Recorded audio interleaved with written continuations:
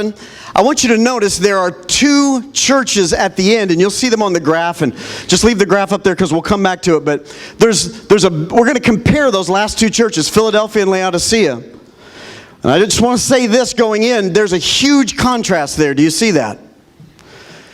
The graph that I made, the middle line is the line of average, or 50%. And I put Ephesus there as the first church. It's like your average church. It's what maybe you would find in an average church. Busy for the Lord, doing something for the Lord. The Lord is happy with many things that they're doing, but something of the heart is missing. And I think just in my way of thinking about all 7 of these churches and how they would fit on a graph, that's the 50%. That's the average church. And then from there you can see, Smyrna was a good church. Maybe it wasn't the best, but it was definitely way above average. Then you come down after that, and Pergamos, Thyatira, very similar. Had a lot of the mystery Babylon religion in them. Had a lot of the world in them. From there it got even worse. Sardis was a dead church. It had a name that it was alive, but it was dead. Almost the opposite of Smyrna, which had been a city that had been dead many times, but always came back to life. And then from there, you go to the last two. You go way up. There's a very steep curve going up to Philadelphia, which is the best church. Has the most good things said about it. It seems like the Lord is most pleased with this church. But then from there, a precipitous drop to the church of Laodicea. And I put it down about the same as Sardis, but honestly, I think Laodicea probably would go even down further, somewhere very close to the bottom line, or the zero line. Now, some people say that and think, and I don't think there's anything wrong with this, and it sounds like it could be very true to me, that this is also a chronological progression of the church throughout history. That Ephesus was very much like the apostolic church in the first century. Smyrna was like the persecuted church in the second century.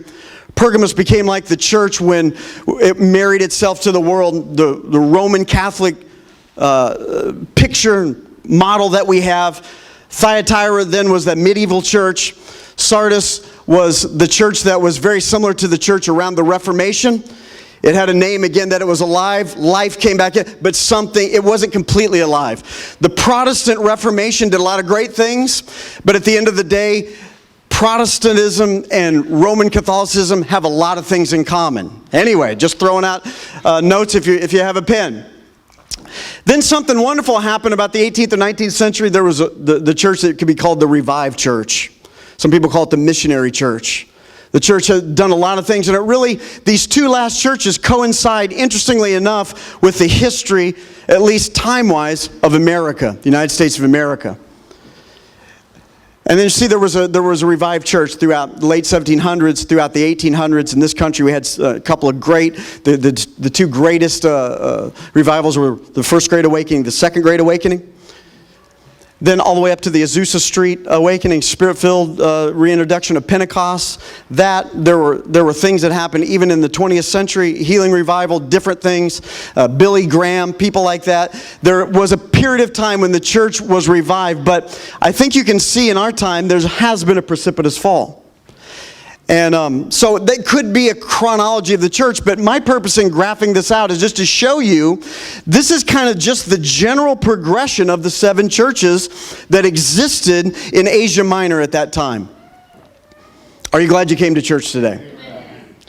Interestingly enough, these churches were on that postal route in Asia Minor. They were on the very western side of Asia, the very doorstep of the Western world. So I think Jesus chose them to teach us something about the church and about what the church was going to go through and do and be in this church age, because they're really in the center of civilization. If you just cross over, the Aegean Sea, man, you're in Greece, you're in the West.